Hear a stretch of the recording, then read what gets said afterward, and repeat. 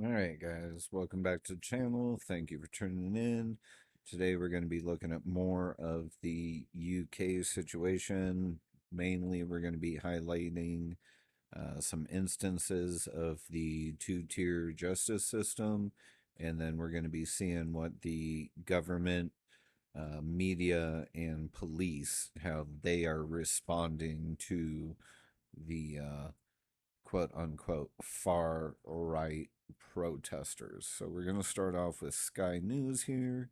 If you thought in my last video, there's no way they're arresting people for Facebook posts. That's like ludicrous. That's got to be a one-off. Let's see how serious they are about it.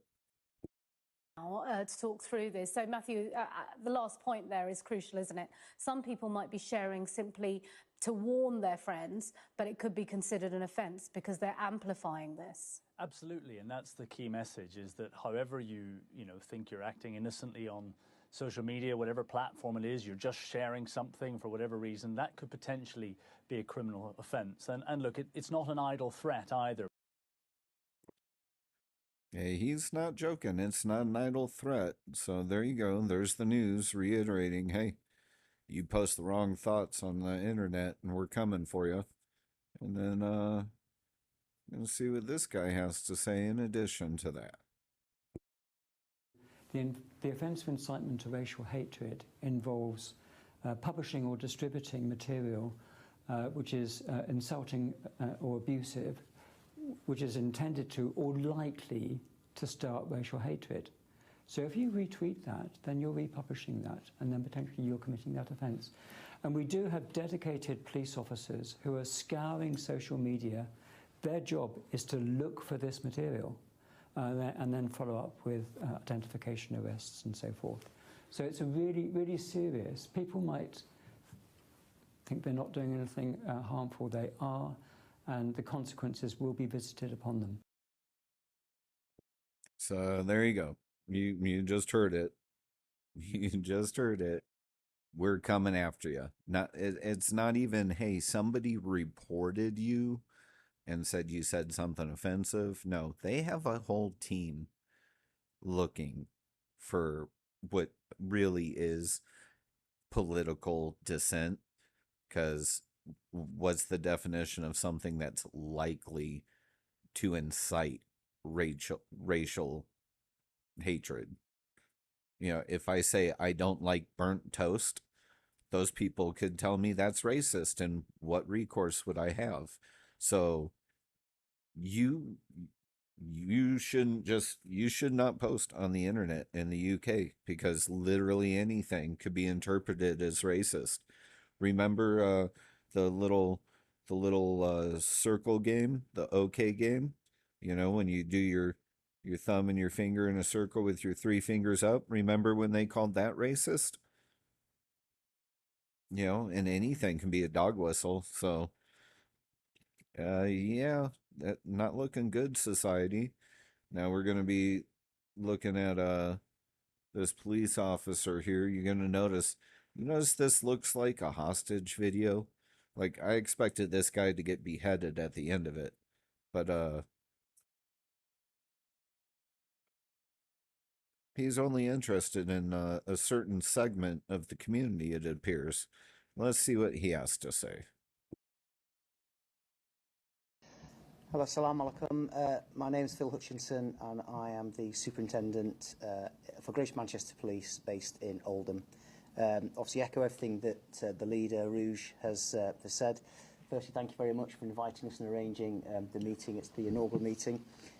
We're having these now bi-monthly, so in respect to what Rouge has mentioned about some increased tension, obviously there are a number of issues going on nationally and within Greater Manchester. We're engaging with all communities, and Greater Manchester Police and UK policing will continue to deal with perpetrators and people who are committing crime.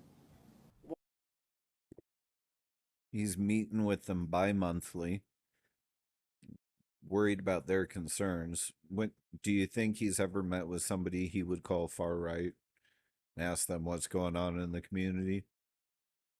Something tells me he didn't. Though he says, "Oh, we're reaching out to members of the community." I think you're only reaching out to one community there. All right. And then we have this guy. He's going to answer to why when on a night where there was two demonstrations or protests or riots, though I don't think anything recently has actually been a riot. I think that was like the first day. Otherwise, I'd find a lot more footage because they'd be wanting to show us how awful these people are. But he's going to get asked why on a night where there was two quote unquote far right protests with heavy police presence, why there was seemingly no police at the one immigrant protest. Why was there such a low key, should we say, police presence? Because I mean, clearly your officers were there, but they were not visible, and yet there were an awful lot of people out and an awful lot of people who were armed with various weapons. So we have really strong business and community relations, and because we were aware through intelligence that there was a potential protest through that misinformation yesterday, we had the opportunity to meet with community leaders, with business leaders prior to that event to kind of understand the style of policing that we needed to deliver during the course of that operation. So we knew that there was going to be a large amount of people out on that counter protest. We knew who the vast majority of those people were. We'd had conversations in terms of what that was likely to look like, and so our policing response was commensurate to that intelligence and the information that we'd held with our partners and communities prior to that event taking place. Even given there were so many of them clearly armed, I mean, would you do the same if it was an EDL type situation? So we've policed in response to the intelligence that we received at that moment in time. What I would say is that the vast majority of people that attended that protest yesterday did so law-abidingly, and they did it with the right intentions. There were just a small minority of people that attended there and were intent on causing either criminality, disorder or fear within our communities. What we saw was a response from our communities where they were trying to kind of make sure that that was policed within themselves as well, and trying to deter people from taking part in that disorder. And as a result, we've been able to go on, gather that evidence, gather that information. We have made arrests. Well, we've made an arrest this afternoon. We continue to try and make arrests in terms of those people that were involved in those disorders yesterday. Okay. So right away, let's point out, you notice how he said we've made arrests, and then he corrects himself, will have made an arrest. So it went from plural to singular. And notice how it kind of sounds like he said, oh yeah, we weren't there because we went and talked to them and they said, don't worry about us, we'll police ourselves. Again, do you think he talked to the other protesting groups? And if he did, do you think he would have said, oh, okay, we'll back off if they said, let us police ourselves? It's a little suspicious, right? I mean, it seems, again, a little too teary there. So let's see. On the topic of policing themselves, let's see what these guys have to say about that. For the sake of protecting the house of Allah subhanahu wa ta'ala. And as Maulana mentioned, please, nobody mess around. Yes, people get emotional, people get, overcome with emotion. We don't want none of that. They are not of us and we are not of them. The brothers are here, they know what they're going to do, inshallah. Self-defense is part of British law. We have every right to defend ourselves. And we've seen in the video clips how the British police are being violated when they are supposed to support and protect us. They have come and protected us, but the reality is we will do our protection ourselves. And a message to Keir Starmer is we don't need your funding. We will fund and protect the house of Allah subhanahu. Well, that sounded like he even told them, well, we got this, you just stay away. Now, I do like he started rational and reasonable and telling them to stay calm and not emotional. But I can't help but notice that when they swung the camera to all the guys dressed in black bloc, he said, "Our brothers here know what to do, Allah." I'm not sure he said Allah. It sounded like it, but our brothers here know what to do, while showing basically foot soldiers.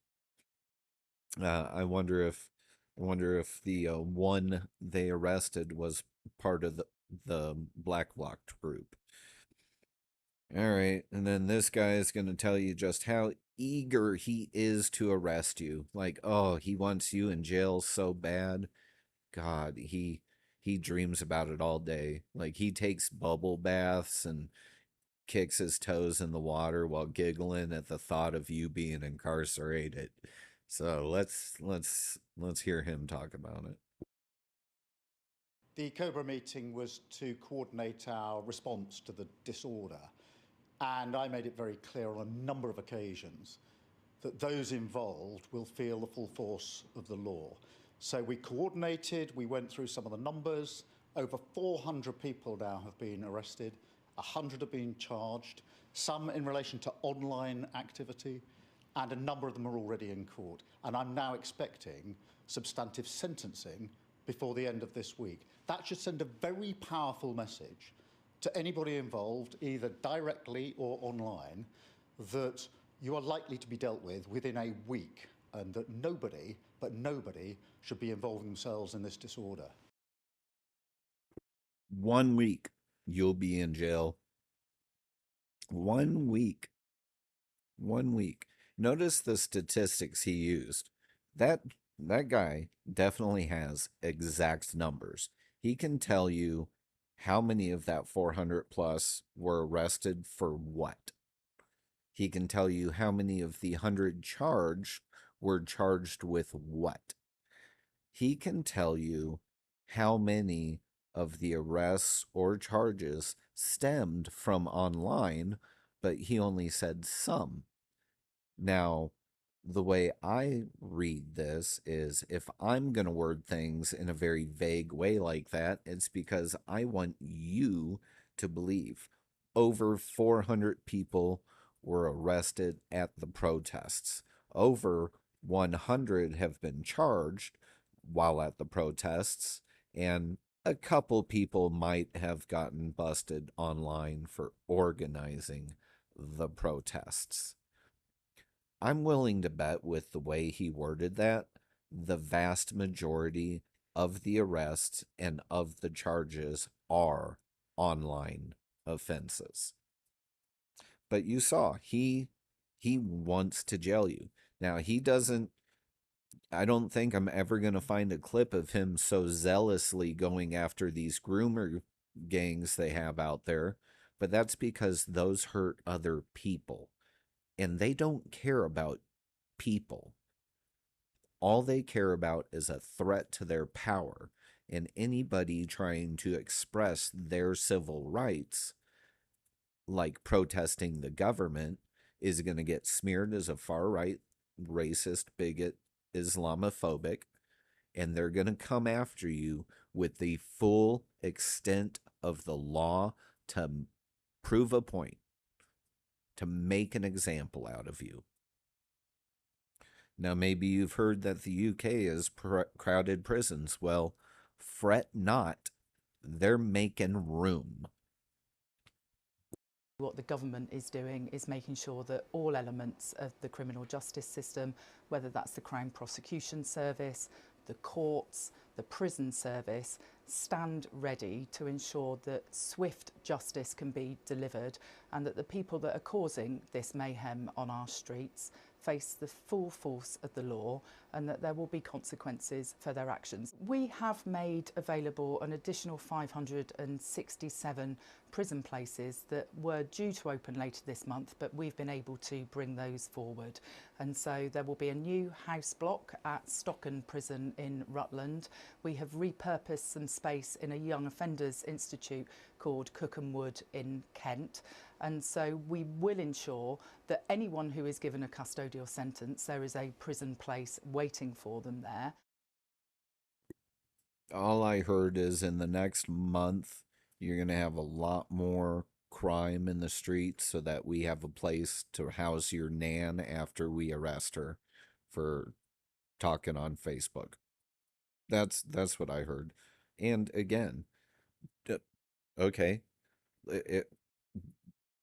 where is the sting to go after sexual predators with this kind of zeal? Where's that enthusiasm? Did they get rid of or clear 500 bunks from petty criminals so that they could get people that abuse little children in there? Because I bet that's never happened. But again, if you become a threat to the power of the government, we will move heaven and hell to stop you. All right. So we got one more clip from this lady, and it goes a little something like this. Do you acknowledge, and what do you understand this issue to be when people talk about the perception of two-tier policing, that this is not, the policing is not applied fairly across everybody who is on the streets? How do you tackle that? And do they have a point? So I don't accept the idea that there is a two-tier policing system in this country. I think it's a completely baseless assertion, and I'm not going to entertain it. The police in this country exercise their powers without fear or favour, and I think this accusation does a huge disservice to the thousands of policemen and women who go out to do their jobs every day to uphold the rule of law. This is like such tired propaganda here. This is the general sending the soldiers to something awful and people going, hey, that's awful. And the general going, what? You don't support the troops? You're awful. You need to support the troops. No, no, no. I support the troops. I don't support what the general's making them do. So the police officers, I bet you everybody loves the police officers. If you saw the video of the older gentleman getting arrested for his Facebook post, both of the police officers arresting him were very polite, very nice.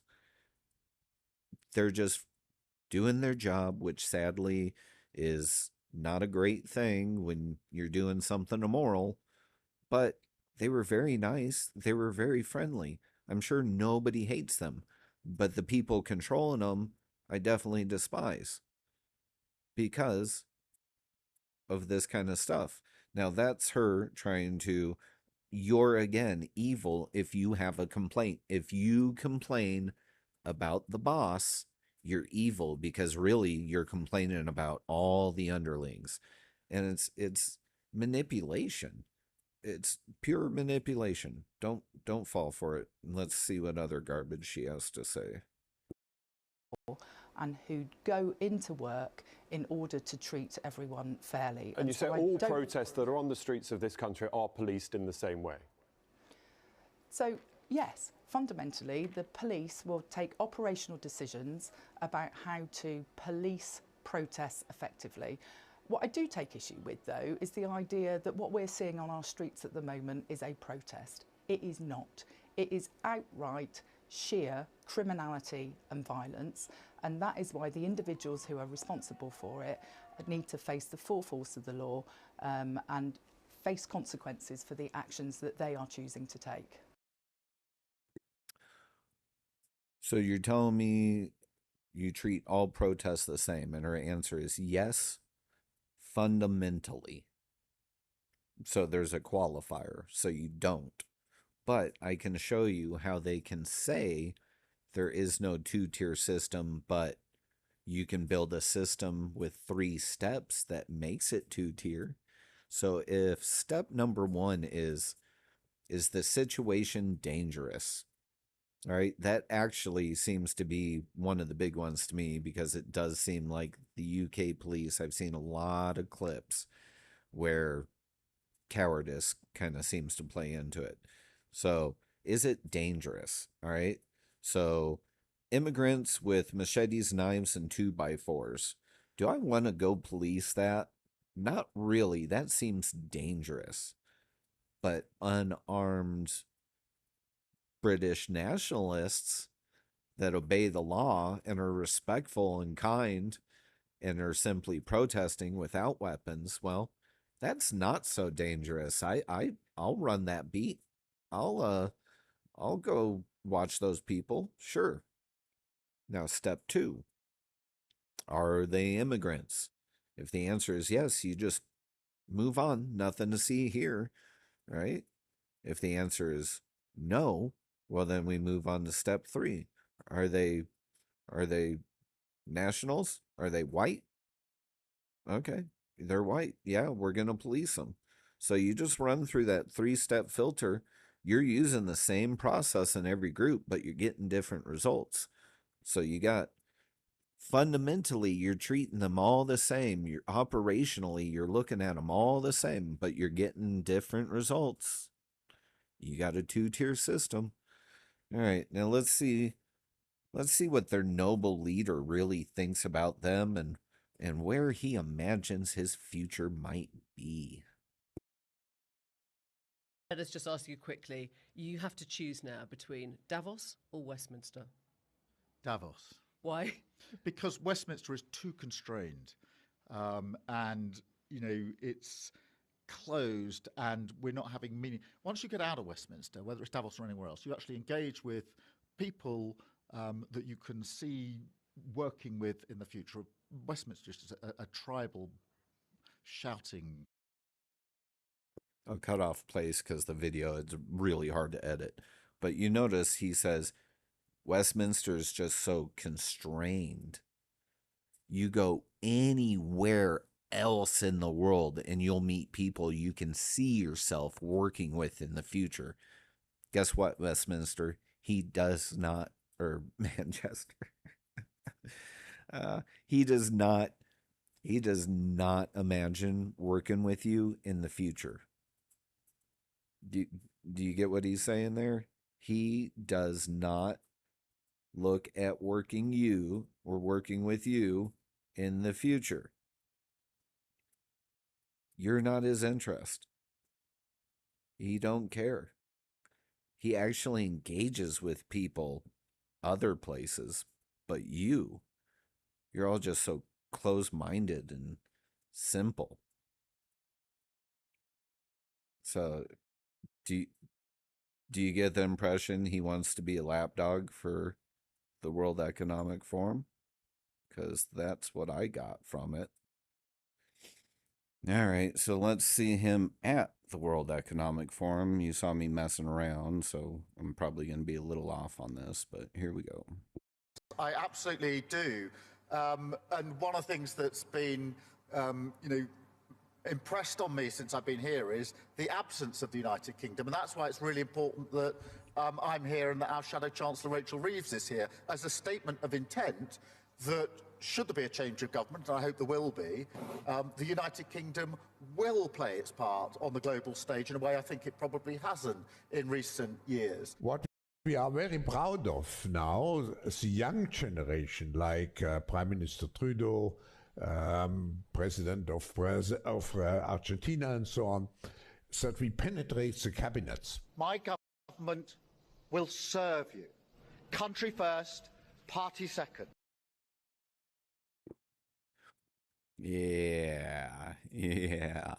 Now, you see, that must have been before he got elected, and he was going, "Oh God, I hope I get elected so I can lick your guys' toes and show you what a good boy I am. I can be a little lapdog for the WEF. Ooh, I'm so looking forward to it."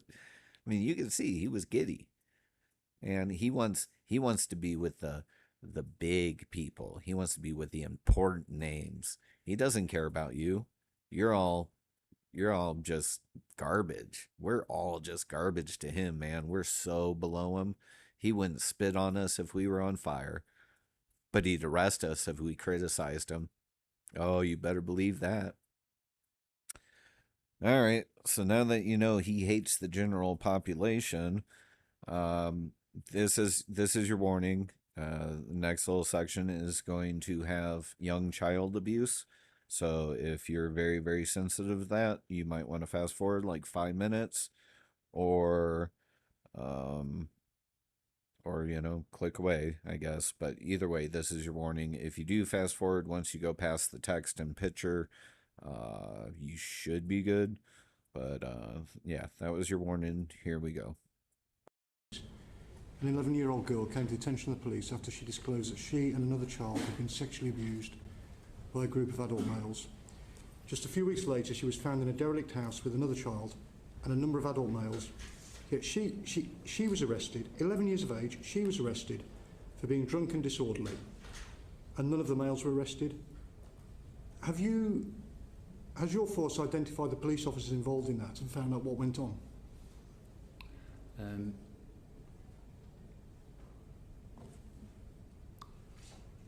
I don't know. Okay, so you heard that. 11-year-old. The police are aware this 11-year-old is being abused. A week later, the police find this 11-year-old drunk with a bunch of strange men and another child. And they arrest the 11-year-old and do nothing to the men. I cannot think of a clearer example of a two-tier policing, right? I mean, that's you cannot get more outrageous than that. If I was writing a book, I would not have that scenario in it because it would be so unbelievable. Now, I've watched that gentleman talk about the story in a little further length somewhere else. Either that or it might have been another story, but either way, its inclusion should be shocking because I believe on that story, the way he described it in the other video was she was drunk, she was mostly naked, and there was 7 men. And she was the one arrested. Now, it doesn't matter what side you're on. If you're a cop and you walk into a derelict building and find 7 grown men with a drunk, naked 11-year-old girl, who do you arrest? Like, that's a serious question, right? That's a no-brainer. If you answer the 11-year-old, you're evil, you're possessed by demons, and I really hope that I never meet you. Right? Okay, so this face right here that everybody should want to punch. I'm highlighting this story because you may have seen this guy's face in a meme of like 3 faces. And the first one's a white guy, and it's I posted something on Facebook and it was either like 8 months or 12 months in jail. Right? And then you got the guy in the middle, and there's another white guy, and he says, I sold anti-immigrant stickers and I got 24 months in prison. And then it shows this face right here, and he says, I repeatedly abused a 12-year-old girl and I got 180 hours of community service, which is true. It's absolutely true. Absolutely true. Which again is an extreme highlight of the 2-tier justice system. Now, we're not going to have any sound on this, but I'm going to read you the article. So as we go here, it's Judge Rippon said the Bad Redden brothers of Middlegarth and Newcastle led the group and quickly identified the girl could be manipulated and groomed. She said they treated her like a toy and found it entertaining, exploiting her and using her for sex. Again, that was an 11-year-old at the time. I believe this was all written 5 years later when they actually got charged. So her comment was probably as a 16-year-old. Now, the judge said the other defendants were following the brothers and learned from them that local girls were there to be used and played with. Okay? So that's how these groups view your children if you're in the UK. They are there to be used and played with. Okay? And I'm only reading some key excerpts out of this because the whole thing in its entirety is actually quite disturbing and disgusting. But that right there is what the local populace has a problem with, because they know that is how their children are being looked at.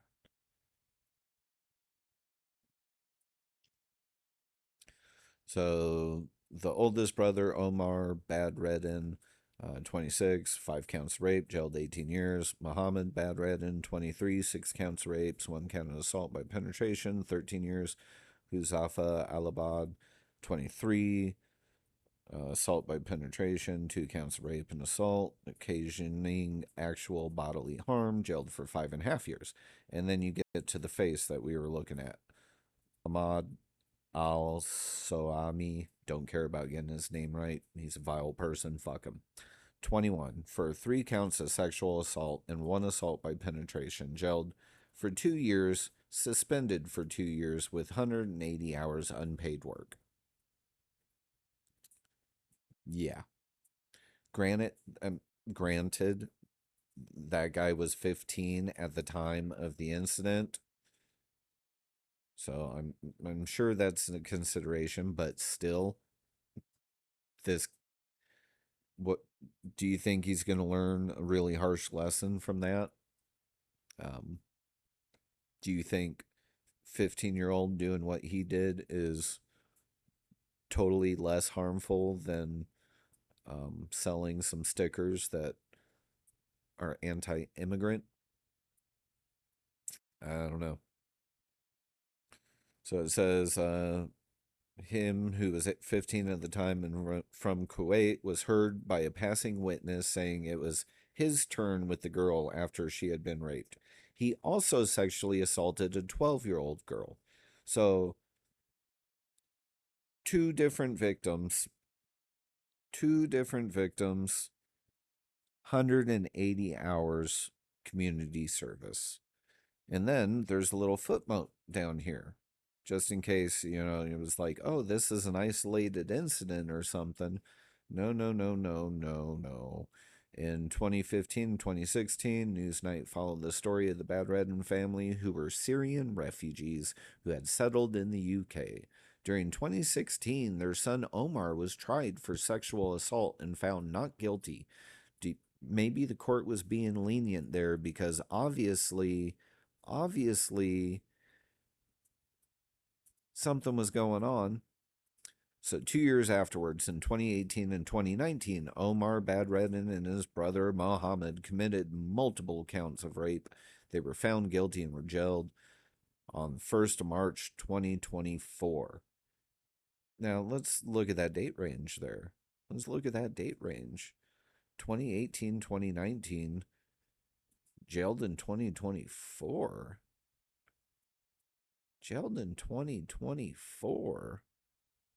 5 years? What happened to getting convicted in a week?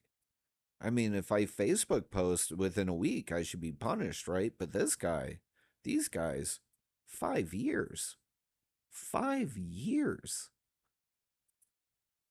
What's going on with that? It's a little suspicious. I don't know if I like that. Today has been called the Day for Freedom. These people feel like they are losing their voice in society. However, is that really the case when they're amongst some of the most famous, followed and talked about activists in the country? So I'm going to stop him right there. This is from 2018. This is a somewhat friendly reporter. But even notice he says, these are the biggest voices in activism. They're popular. So what he's saying is these people have the ears and the eyes of the general population. What he doesn't understand is they feel like they're losing their voice because they know they are representative of the people, yet the government is not listening. And the government knows they're representatives of the people, which is exactly why the government is not listening. The event was organised by former EDL leader Tommy Robinson, who thinks that the government, the media and social media companies are trying to censor his views. This comes after the prosecution of Mark Meechan, a YouTuber who goes by the name Count Dankula. He was found guilty of being grossly offensive and fined £800 for posting a video online where he had taught his girlfriend's dog to do a Nazi salute as a joke. When you posted the video, did you kind of think that you were taking that risk, putting it on the internet to come into conflict with the law? I don't think anyone was ever going to find it. Someone I don't know posted it on Reddit and it went viral, and I was on a plane in another country with no signal on my phone, so while it's blowing up back home, I had no idea until I finally got my phone connected to Wi-Fi and my phone blew up and I was just like, what the happened? That man, so it wasn't me. I just put it on YouTube and left it there, and it sat there for weeks. Someone else found it. I mean, this is a demonstration about free speech. Do you think there should be kind of any restrictions on free speech, or, you know, is total free speech possibly dangerous? Direct actual incitement to violence, that's something I understand that the police having a concern in. Apart from that, if people want to say like racist things and stuff like that as well, they're completely allowed to do so. So I pretty much included that clip just to point out the Count Dankula situation when we're talking two-tier justice. They hunted him down and fined him, charged him and fined him for teaching his dog to Nazi salute. Like, that is so ridiculous. That is something people should laugh at. That is a joke. That's not even, the dog literally can't even do it. It's just putting its paw out. But he got fined for that. But it takes 5 years for us to freaking put a child molester in jail. Again, it's two-tier, right? It's two-tier. So now we're going to look at the Football Lad Alliance. So this is one of many groups trying to represent the people of Britain along the, past 16, 20 years. None of them get to last long because every single one of them gets dragged through the mud by the media, by the government, by the authorities, because every one of them is a threat to the government, the authorities. So let's see what these guys operated 2017, 2019 to give you a time frame here. So let's see what these guys are all about. We're here in London to check out the Football Lads Alliance, maybe the newest movement to emerge out of the football stands in the UK. They say they're a bunch of football fans coming together against extremism, but other people have expressed concerns that this could open the gate to far-right sentiment and Islamophobia. The Football Lads Alliance formed after a series of terror attacks in the UK that left many questioning government tactics and responses to terrorism. Seemingly coming out of nowhere, despite this being only their second ever demonstration, the FLA managed to attract thousands of football fans from across the country. However, their use of social media to call for fans to set aside their differences and stand up to terrorism has led to comparisons with far-right groups of the past. Just to end in there, they said, hey, let's all come together and put aside our differences, which echoes far-right sentiment of racist groups from the past. Are you kidding me? Are you kidding me? You see what they do. You see what they do. It's amazing. It's hatred for idiots, right? All it takes is 4 words to tell you this is evil, awful, you should reject it wholesale. You don't even have to think about it. All you need to know is somebody said far right, bigot, Islamophobic. 4 words. You don't need to know anything other than that. I'm going to tell you 3 sentences about something and then give you those 4 words so you know you don't need to know anything else. You know everything you need to know. They are far right, bigot, Islamophobic. It's all you need to know. Shut down all conversation. No need to think about anything else. Sure, they're putting aside differences and coming together. That's exactly what bigots do. That's how they operate. They're the most inclusive group ever known to man. They don't care about your color, your creed, your sex, your religion. They put aside their differences so that they can come together and hate. That's how this works in the media's mind, I guess, and people buy it. It's insane. And then you're going to notice they made sure to send a colored woman so that she could talk down to, dismiss, and browbeat, look down her nose at him. And everyone knows the social cues already. You can't be mean to her because then you're a sexist racist. But she can say whatever she wants to him because it's empowering. So let's continue.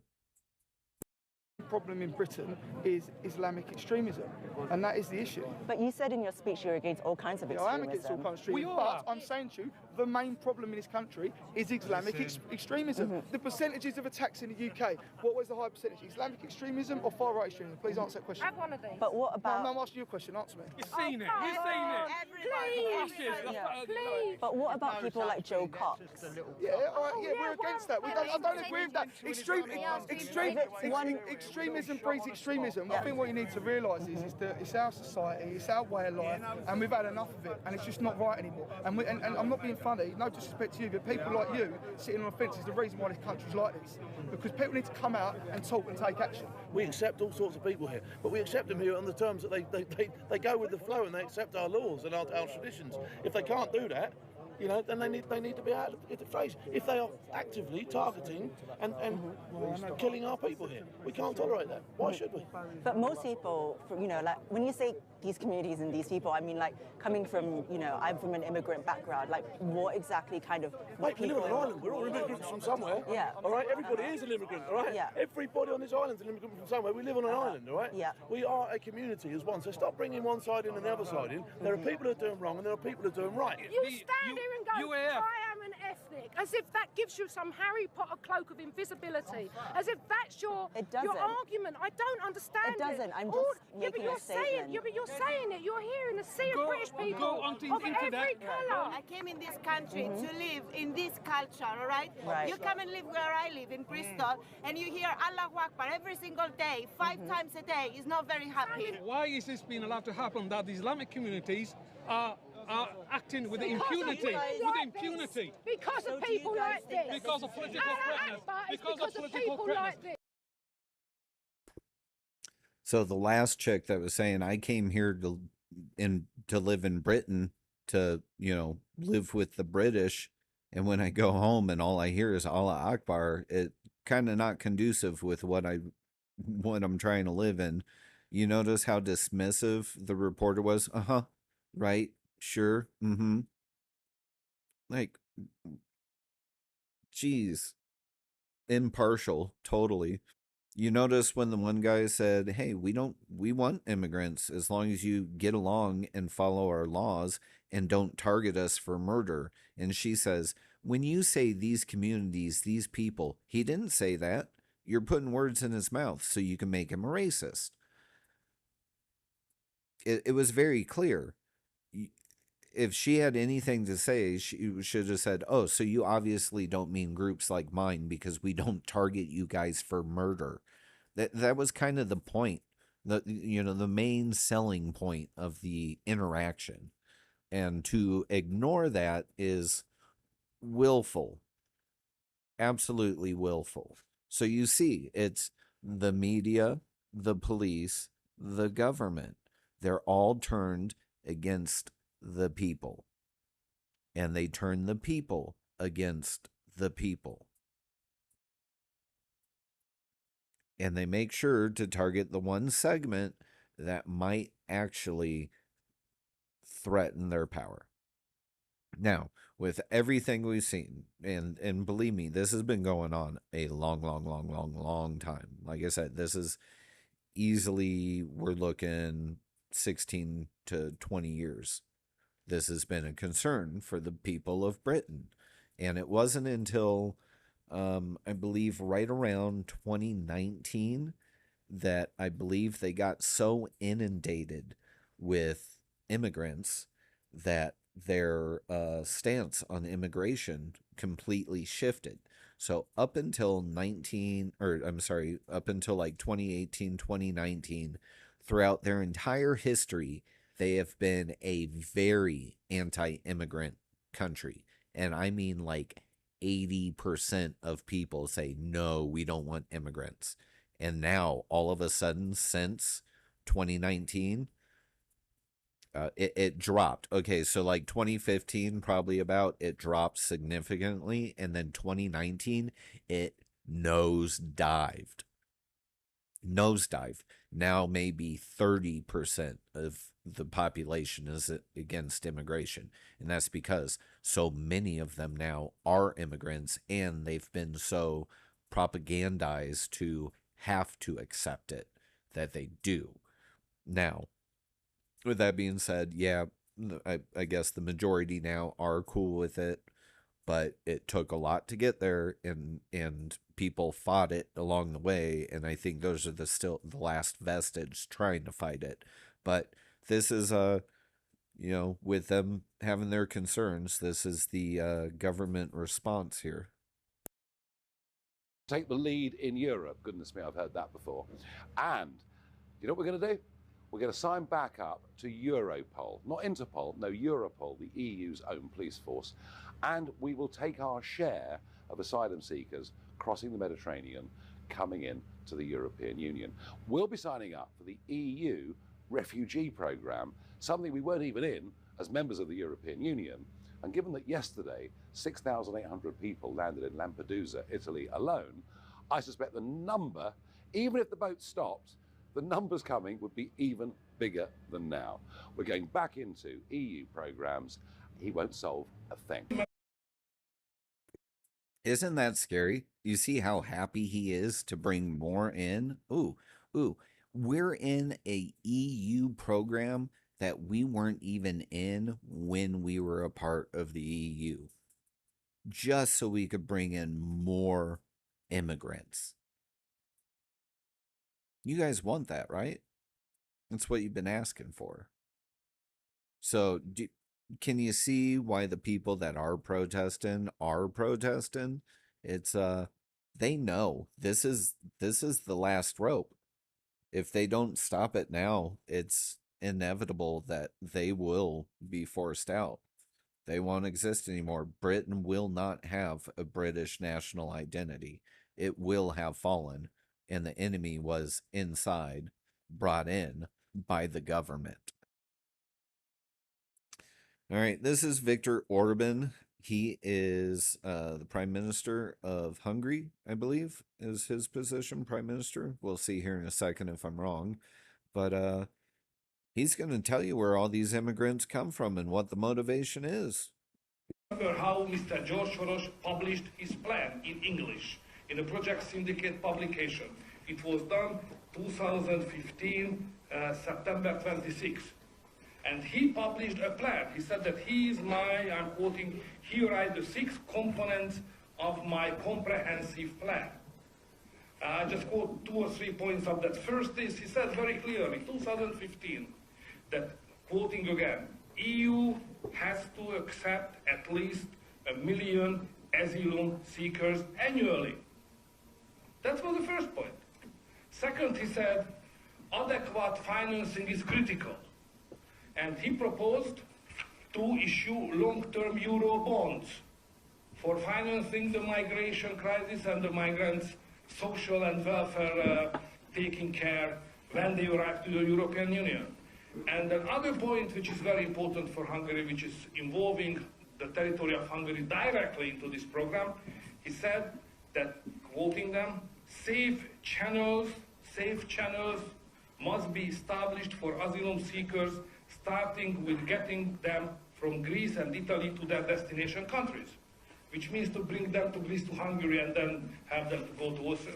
So don't forget that what we are speaking about is not an accidental stories, not a bulk of 10 years of accidental story. It's a plan which is going on. It was written. It was published. It's known.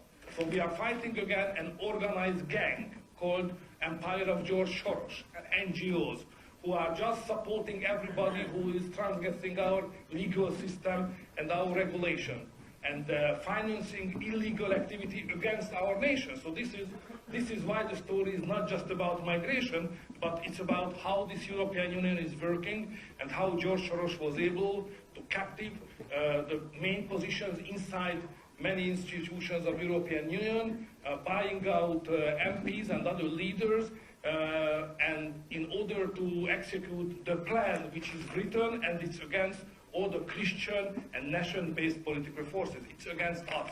It's about how to change Europe and how to eliminate and push aside all the Christian, conservative, national-based political leaders and voters from the European Union decision-making bodies. All right, so there you go. It's the Soros model. It's the Soros model. And you've heard that safe pathways. They talk about it. If you have immigrants come into your country, you've heard about those safe pathways. And now you know. He's got a plan for your country. Sell bonds so that you can import immigrants and take care of them. And we'll tell you how many you need to take in. Who is he to tell any government anything? Why would any government listen to him? What power does he have? Who voted for him? Really, the question is, what dirt does he have on our leaders? Now, you might have remembered on the clip earlier with the WEF, when Soros was talking about the younger guys like the leader of France and Trudeau, and how they were penetrating their cabinets. He goes further. If you find the longer clip on that, he says we have up to 50% members in their cabinets. So half of the decision-making body surrounding your leader is probably WEF plants doing their bidding. And if they're doing the WF bidding, they aren't doing our bidding. They aren't benefiting us, because they have a one world government view, which is going to leave us all slaves, is the reality of it, while they still maintain their billionaire lives. So anyways, I hope I kind of gave you a good idea of how the military, the government, and or not the military, the government, the news media, and the police are all turned against rightful citizenry who have justifications to be angry, and a lot of examples of the two-tier policing and justice system that people have felt oppressed by and are being told, no, it doesn't exist. And I also gave you a great example of the disdain that politicians have for their constituents. Like, they hate us. We're uncultured swine to them. But yeah, that's going to be it for today. Hope you guys have a good one. Thank you, as always, for joining me in this conversation. And if you have a topic that you would like to see me try to tackle or cover, let me know down in the comments. And if it seems like something I'm interested in, I will jump on it. But until then, again, have a great one and see you next time.